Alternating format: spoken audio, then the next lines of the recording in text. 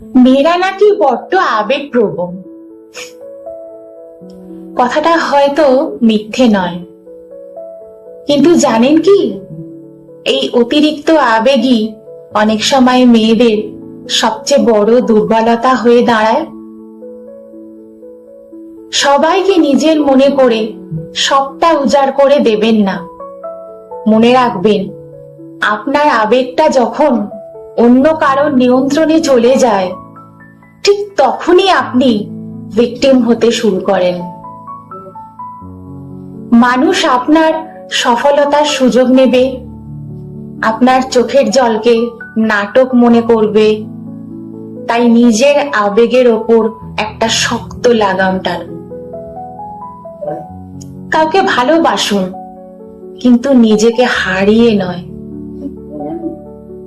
মায়া রাখা ভালো, তবে সেই মায়া যেন আপনাকে অন্ধ না করে দেয়।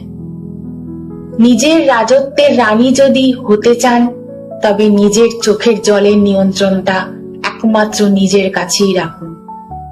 ভালো থাকবেন, সুস্থ থাকবেন। নমস্কার।